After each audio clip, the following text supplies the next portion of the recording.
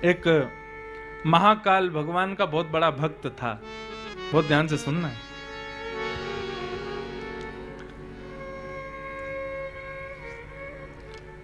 नित्य महाकाल भगवान पर उसको बिल्वपत्र चढ़ाना होता था। उसका नियम तभी पूर्ण होता था जब वो भगवान शिव पर जाकर के बिल्वपत्र चढ़ाता था।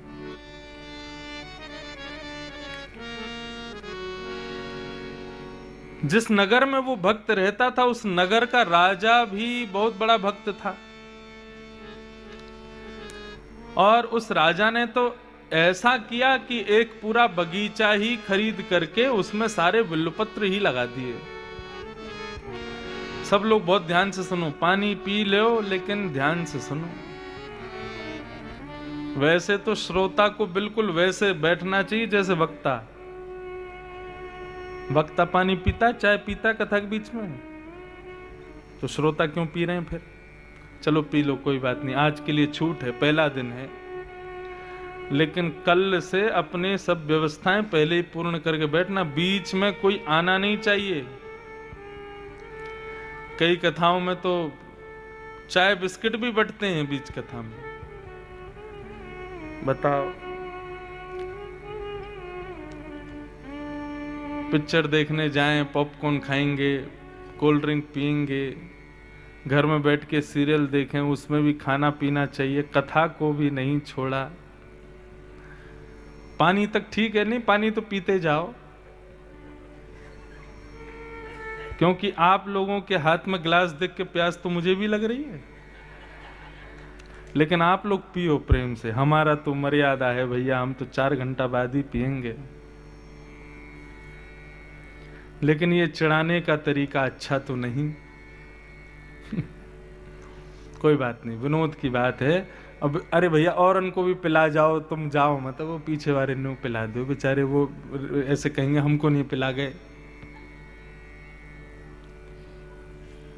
कथा के बड़े नियम हैं। भागवत के नियम के लिए बताया गया श्रोता को कैसे सुननी चाहिए। बोले व्रत करे, व्रत करके फलाहार करके कथा सुने। फिर दूसरी बात क्या कहते हैं, बोले फलाहार कोई नहीं कर पाए तो बोले एक बार भोजन करे और एक बार फलाहार करे, कथा सुने। बोले वह भी संभव नहीं हो तो बोले ठीक है दिन में 4 बार भोजन करे लेकिन कथा सुने। तो इसलिए आप लोग खाओ पियो सब करो लेकिन कथा सुनो। तो कल से पानी वानी सब पहले ही पी लेना, बीच में उठना करना। आज तो पहला दिन है, सब क्षमा है, लेकिन कल से नहीं, कल से तो बिल्कुल पिन ड्रॉप साइलेंस।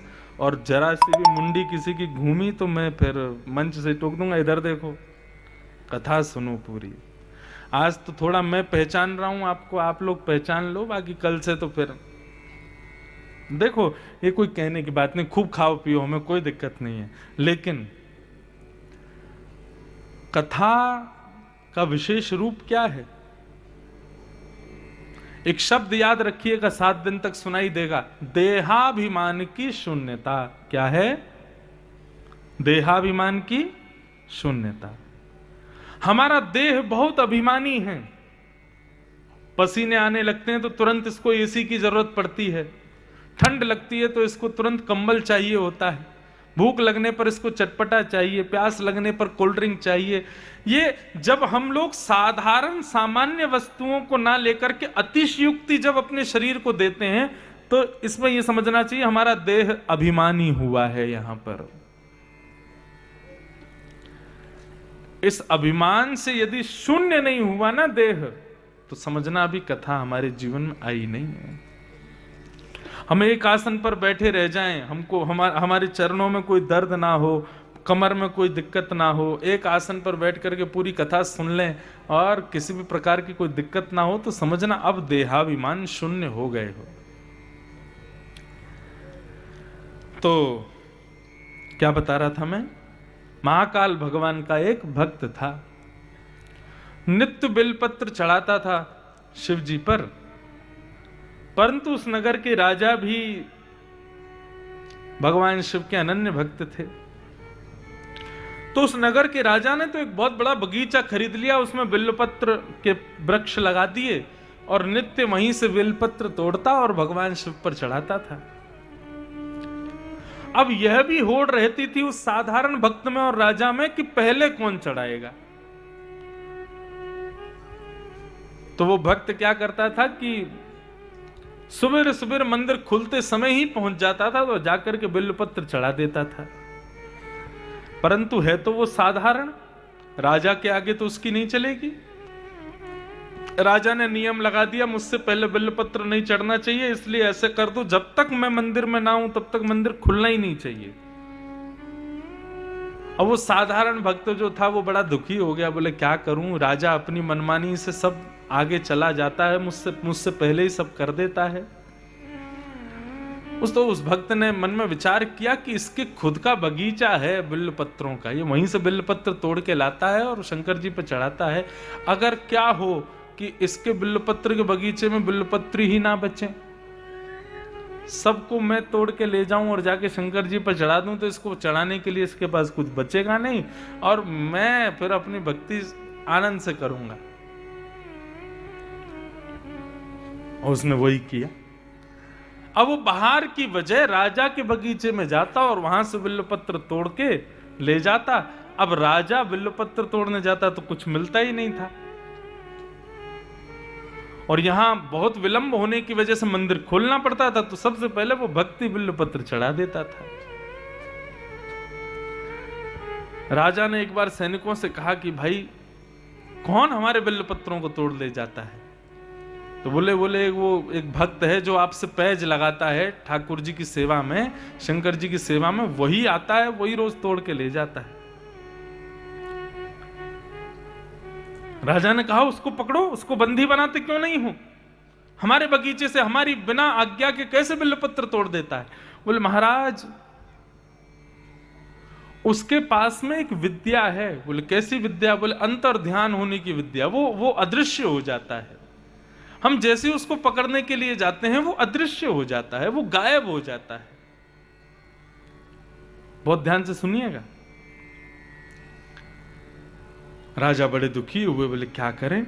तब राजा ने एक बार अपने गुरुदेव से कहा, बोले गुरुजी ऐसे एक बात बताइए, यदि किसी व्यक्ति के पास बहुत सिद्धियां हों, उन सिद्धियों को नष्ट कैसे किया जा सकता है?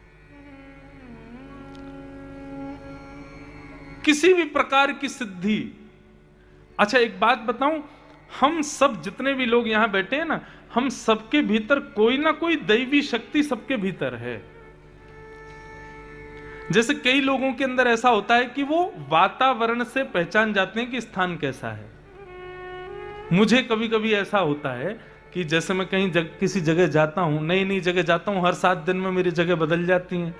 कई जगह मेरा मन ही नहीं लगता बिल्कुल, क्यों? वहां का वातावरण मुझे छूता नहीं। लेकिन कई जगह ऐसी होती हैं वहां पर पहला पहुंचते ही इतना मन लगता है कि 7 दिन बाद कथा पूरी होती तो मैं भावुक हो जाता हूं कि अब मुझे यहां से जाना पड़ेगा। और ऐसा केवल एक ही स्थान है पूरी भारत में, वो है बद्रीनाथ। बद्रीनाथ में कथा विराम होती है, सबसे ज्यादा हृदय शुद्ध होता है मेरा। वहां से मेरा आने का मन नहीं करता, वहां का वातावरण मुझे स्पर्श करता है। ऐसे सबके भीतर अगर आप लोग खोजेंगे तो आपके भीतर भी कोई ना कोई दैवी शक्ति सबके अंदर होती है। ऐसे ही कईयों के अंदर दैवी शक्ति होती है कि वो दूसरे व्यक्ति से मिलते हैं तो उसके साधारण से बात करने पर ही समझ जाते हैं कि कैसा है। हमारे पूज्य पिताजी महाराज, वो व्यक्ति के प्रणाम करने मात्र से पहचान जाते हैं कि ये ब्राह्मण है कि बनिया है कि मारवाड़ी है, कौन है, वो सब समझ जाते हैं। और उसके 4 वचन बोलने पर समझ जाते हैं, लोभी है, क्रोधी है, भोगी है, कैसा है, वो सब समझ जाते हैं। उसके जाते वो पूरी हिस्ट्री बता देते हैं, बोले ऐसा होगा ऐसा होगा। मैंने कहा पिताजी आप तो ये अनुभव हो जाता है। और दूसरी एक और बात, ऐसा कह लीजिए हम लोग इतना भ्रमण करते हैं ना, इतना घूमते रहते हैं, हर हफ्ते हम लोग नए लोगों से मिलते हैं, नए जगह जाते हैं, नए जगह का पानी हवा, उससे भी बहुत अनुभव होता है। शास्त्र आज्ञा करते हैं भ्रमणात् पूज्यते विप्र, जो विप्र बहुत भ्रमण करता है वो पूजन का अधिकारी होता है। क्यों? उसको बहुत अनुभव हो जाता है। हमारी कथा में 50 साल 70 वर्ष के लोग भी आते हैं, लेकिन वह भी कहते हैं कि आप 26 वर्ष में वो बात बता देते हो जो 70 साल में हमने कभी सुनी नहीं। कैसे? तो मैं कहता हूं ऐसा नहीं कि मेरे गुरुजी मुझे सब पढ़ा, गुरुजी ने तो सीमित पढ़ाया, बाकी सब तो ब्राह्मण से मिल जाता है। घूमने से, जगह जगह जाने से बहुत कुछ प्राप्त होता है। तो सबके भीतर कोई ना कोई सिद्धियां होती ही होती हैं।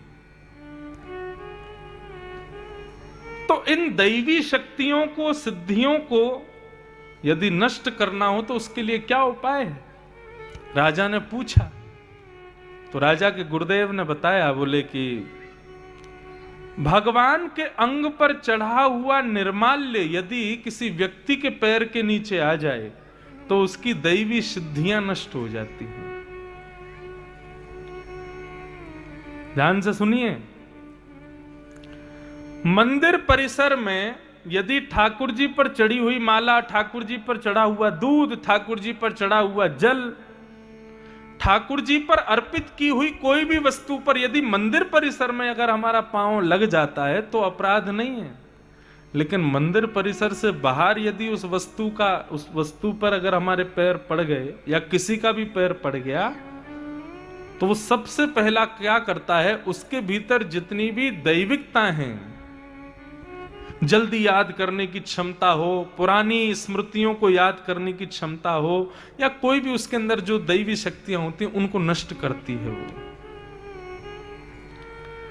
इसलिए हमारे यहां निवेदन किया जाता है, भगवान के मंदिर में या तो माला स्वीकार करो मत, यदि भगवान की उतारी हुई माला कोई दे उसको कपड़े वपड़े में बांध के लाओ, या तो किसी वृक्ष के नीचे उसको पधरा दो, नहीं तो नदी में उसको प्रवाहित करो, कहीं उस पर पैर ना पड़ जाए किसी का।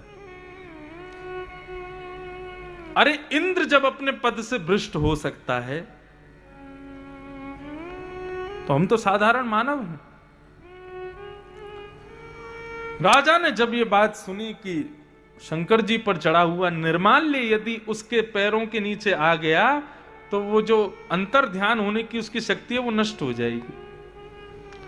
तो राजा ने यही किया, 108 बिल्व पत्र शंकर जी पर चढ़ाए और शंकर जी पर चढ़ा करके उन बिल्व पत्रों को अपने बगीचे में फैला दिया। ब्रह्म मुहूर्त में अंधेरे में वो आएगा और जैसे इस पर पैर पड़ेगा तो उसकी सारी सिद्धियां नष्ट हो जाएंगी। प्रातः काल का समय ब्रह्म मुहूर्त में सैनिकों के बीच में हंसता हुआ आता था वो। क्यों? क्योंकि कोई उसको पकड़ ही नहीं सकता था, वो अंतर ध्यान हो जाता था। जैसे ही उसने बगीचे में प्रवेश किया, बगीचे में प्रवेश करते ही एक बिल्व पत्र पर पैर रख गया और पैर रखते उसको नहीं पता था कि उसकी शक्ति नष्ट हो गई है, परंतु सैनिकों को पता चल गया था कि इसने पैर रख दिया है और अब हम इसको पकड़ सकते हैं। अंदर जाकर के बिल्व पत्र तोड़ने लगा, हंस रहा था। सैनिक बोले आज हम तुझे बंदी बनाएंगे। बोले आओ आओ आओ, बंदी बनाओ, पकड़ के दिखाओ मुझे।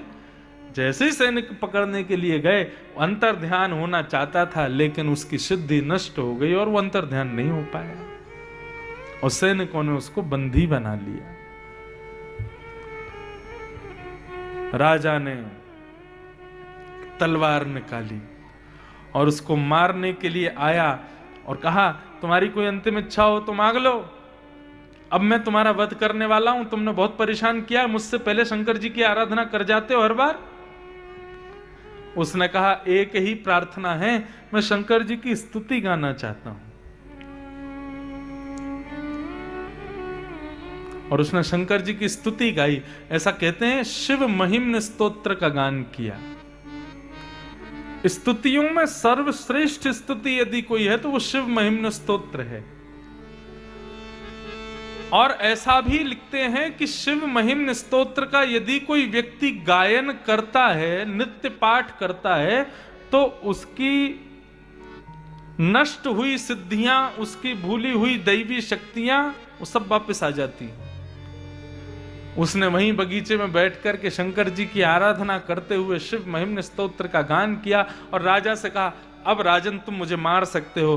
राजा ने जैसे ही तलवार उठा करके उसको मारना चाहा, उसने एक बार पुनः प्रयास किया अंतर ध्यान होने का। शिव महिम्न स्तोत्र का गान करने से उसकी नष्ट हुई जो दैवी विद्या थी वो पुनः जीवित हो गई। और जैसे ही राजा ने तलवार घुमाई, उसने अंतर ध्यान होने की विद्या को स्वीकार करते हुए जैसे ही गाया, तुरंत अंतर ध्यान हो गया और राजा उसको नहीं मार पाया। और वो वहां से अंतर ध्यान होकर ठाकुर जी के सन्मुख पहुंच गया।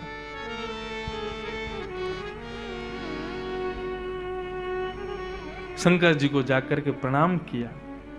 राजा ने अपने गुरुदेव से जाकर के पूछा कि उसकी सिद्धि नष्ट हो गई थी, लेकिन जैसे ही मैं उसको मारने के लिए पहुंचा उसकी सिद्धि पुनः प्रकट क्यों हो गई? तब गुरुदेव ने बताया, बोले कि निर्माल्य पर पैर रखने से सिद्धि समाप्त होती है, परंतु जिन ठाकुर जी के निर्माल्य पर पैर रखा गया, यदि तभी उनसे क्षमा मांग ली जाए और कोई स्तुति गा ली जाए तो वह सिद्धि पुनः प्रकट हो जाती है। क्षमा नहीं मांगोगे तो सिद्धि नष्ट हो जाएगी। तब राजा ने कहा, मैं भी अब कहां तक उसको पकड़ूं। उसने जाकर के उस भक्त को क्षमा मांगी और कहा कि अब कल से मैं और तू दोनों एक साथ बिल्वपत्र चढ़ाया करेंगे ठाकुर जी के ऊपर जाके। इसे कहते हैं विवेक। हमारे पास जो कुछ भी है, चाहे वो हमारा आत्मबल हो, चाहे दैवी बल हो, चाहे धन बल हो, चाहे बुद्धि बल हो, सबके उद्देश्य में केवल ठाकुर जी की आराधना होनी चाहिए। और यदि ऐसा नहीं है तो हम भी रावण से कम नहीं है। इसे कहते हैं ज्ञान। और वैराग्य क्या है? भक्ति का दूसरा बेटा। वैराग्य का मतलब दो शब्द आपने सुने होंगे, राग और द्वेष। द्वेष का मतलब किसी से बैर करना, किसी की निंदा करना, किसी से बिल्कुल विमुख हो जाना।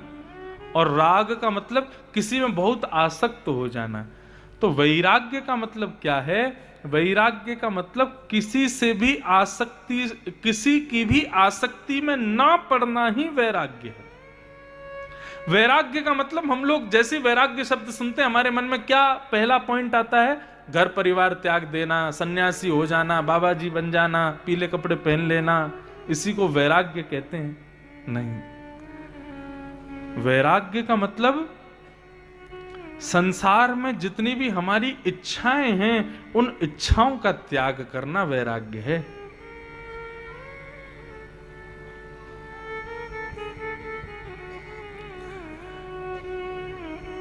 अभी श्रीमद् जगत गुरु रामानंदाचार्य धर्म चक्रवर्ती पद्म विभूषण जगत गुरु स्वामी श्री राम भद्राचार्य जी महाराज की अभी कल ही परसों ही कथा हमारे निवास पर पूर्ण हुई।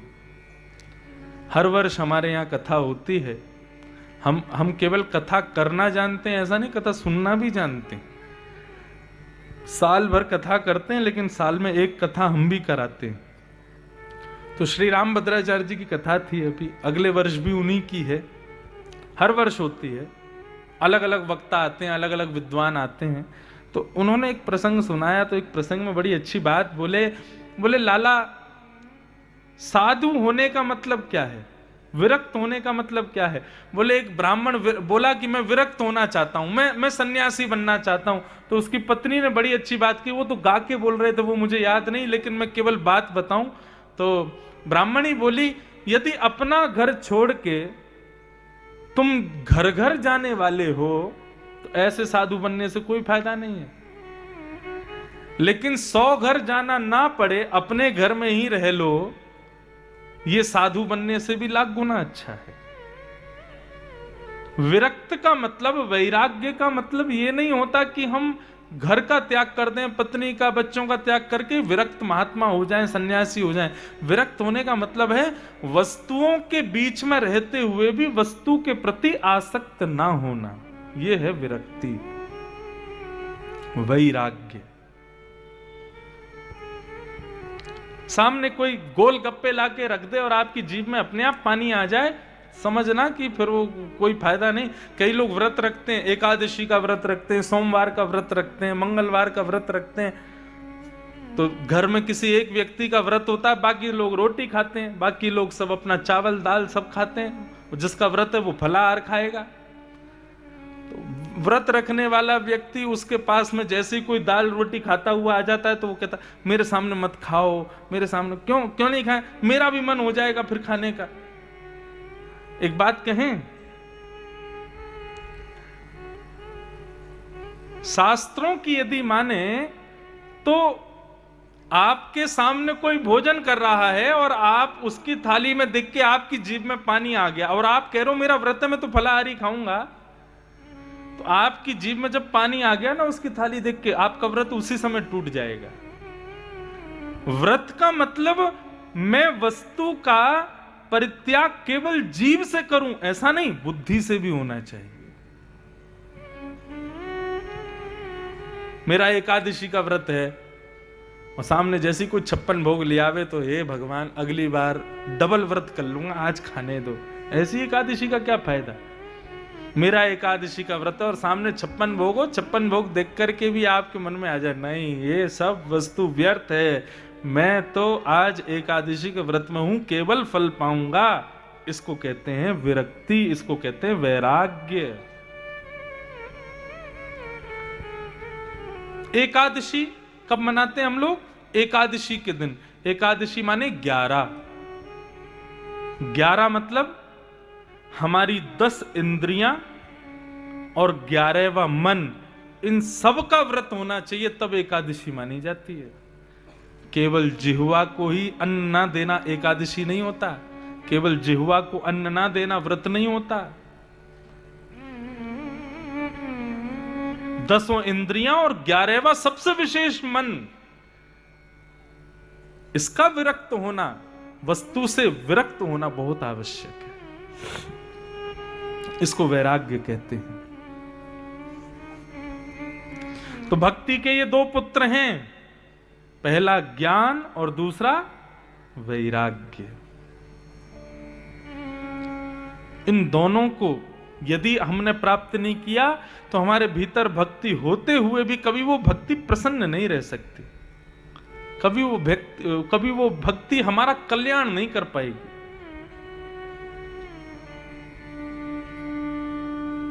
भक्ति को यदि प्रसन्न करना है तो ज्ञान वैराग्य को पुष्ट करो, और ज्ञान कहते हैं विवेक को, वैराग्य कहते हैं मन के वशीकरण को, सेल्फ कंट्रोल, ये वैराग्य है।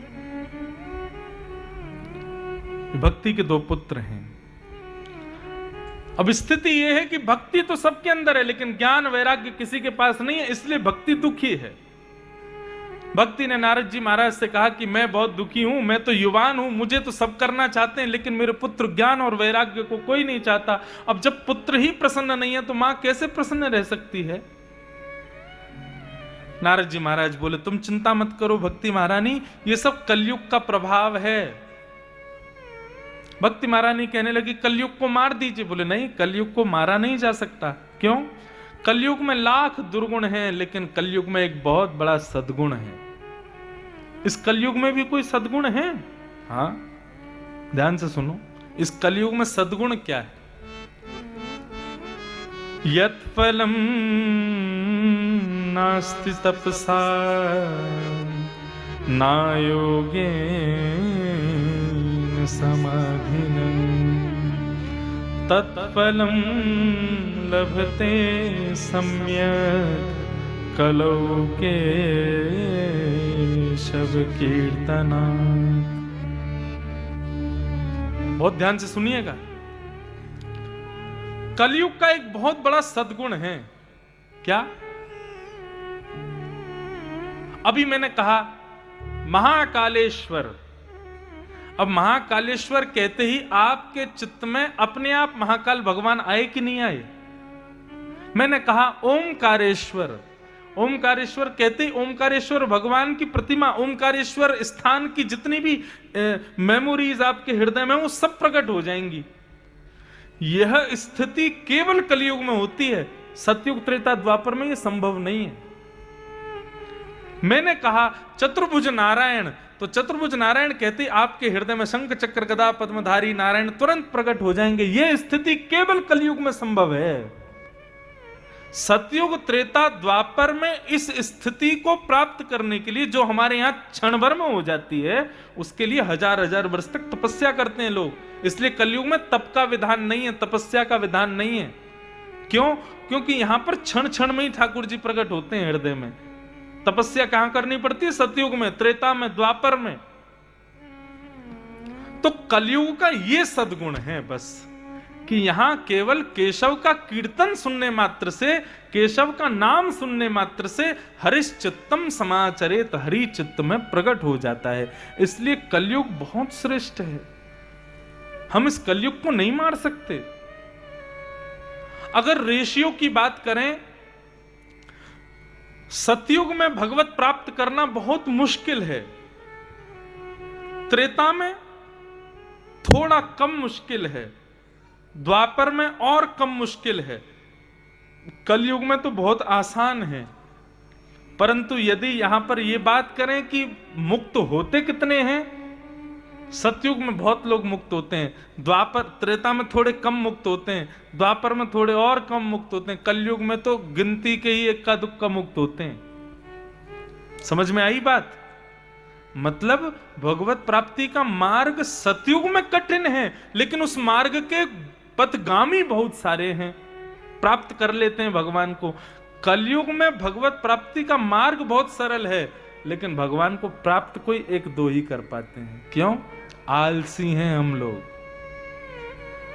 जबरदस्ती करना नहीं चाहते भगवत प्राप्ति। अब इसका क्या किया जाए? यक्ष ने धर्मराज युधिष्ठिर से पूछा, संसार में आश्चर्य क्या है बताओ। वंडर्स, जिनको हम कितने बोलते हैं, कितने हैं हमारे यहां? 7-8 बोलते हैं ना, 7-8 अजूबे हैं। और कौन सी जगह है? कोटा में तो सारे अजूबे बनाए हुए हैं। परंतु यक्षराज ने धर्मराज से पूछा कि संसार में आश्चर्य क्या है।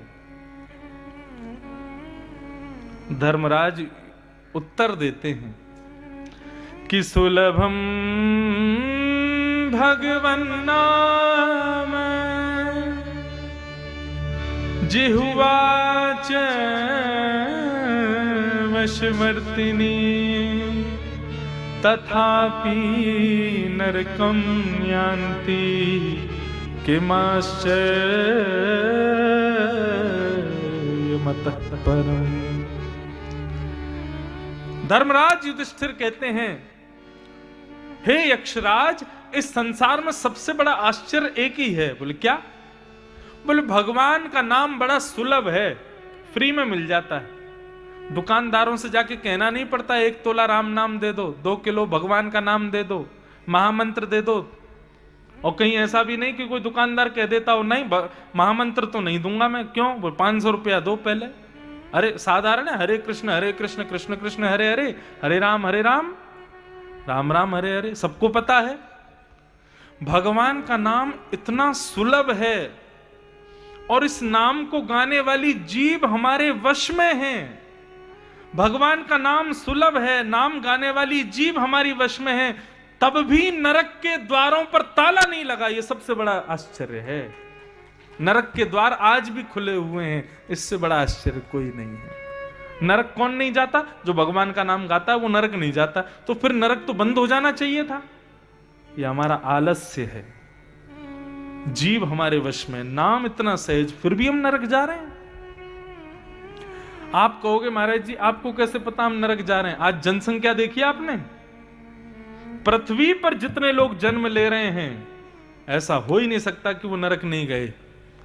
पृथ्वी पर जन्म ही तब लेना पड़ता है जब नरक में भोगने के दुख भोगने के बाद में हमको दोबारा पुण्य करने के लिए पृथ्वी पर भेजा जाता है, तभी हम पृथ्वी पर आते हैं।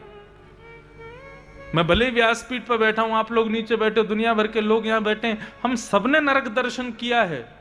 हम दोबारा सुधरने के लिए पृथ्वी पर आए हैं। ये इतनी जनसंख्या जो बढ़ रही है, इस बात का प्रतीक है कि नरक के द्वार अभी भी खुले हुए हैं। वो नरक के द्वार बंद करने का कितना सरल उपाय, केवल मुख से कृष्ण नाम कहना है, राम नाम कहना है, गोविंद नाम कहना है। हम वही नहीं कह पाते।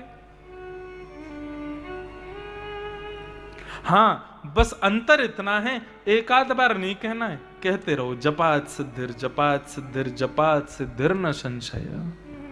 उसमें संशय मत करो, कहते रहो। पूज्य पिताजी महाराज अपनी कथा में गाते हैं, नाम रटते चलो, काम करते चलो, हर समय कृष्ण का ध्यान धरते चलो, मुरली वाले को मन से रिझाते चलो, कृष्ण गोविंद गोपाल गाते चलो। बस इतना सा करना है कि हमारी जिह्वा पे 24 घंटे अनवरत भगवत नाम चलता रहे, बस और कुछ नहीं। ये हो जाए, नरक के द्वार अपने आप बंद हो जाएंगे। लेकिन हम लोग आलसी हैं, नहीं कर सकते। आजकल के युवानों की तो पूछो ही मत। YouTube पे नया गाना कौन सा आया है, बेहुदा गाना, वो उनको पता होगा। लेकिन आजकल हम लोग दीपावली क्यों मनाते हैं, हम लोग रक्षाबंधन क्यों मनाते हैं, होली क्यों मनाते हैं, हमारे बच्चों को नहीं पता। इतने लोग आप कथा में बैठे हो, आपके बच्चों को भेजो मंच पे, मैं माइक देता हूं, बताओ दीपावली क्यों मनाते हैं। हम लोग नहीं बता पाएंगे। राम कृष्ण में अंतर क्या है बताना जरा, नहीं बता पाएंगे।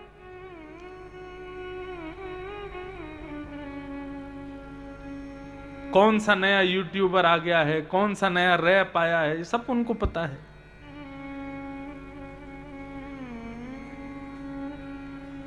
कहां जा रहे हैं हम लोग, और फिर बात करते हैं कि नरक से बचना है, मुक्ति प्राप्त करनी। कैसे मिलेगी मुक्ति? भगवत नाम जीवन का आधार जब तक नहीं बनेगा, तब तक भगवत प्राप्ति नहीं हो सकती। जैसे श्वास जरूरी, जल जरूरी, अन्न जरूरी, वैसी आत्मा का भोजन है भगवत नाम। जब तक वो भगवत नाम आत्मा को प्राप्त नहीं होगी, तब तक वो आत्मा परमात्मा की कभी नहीं हो सकती।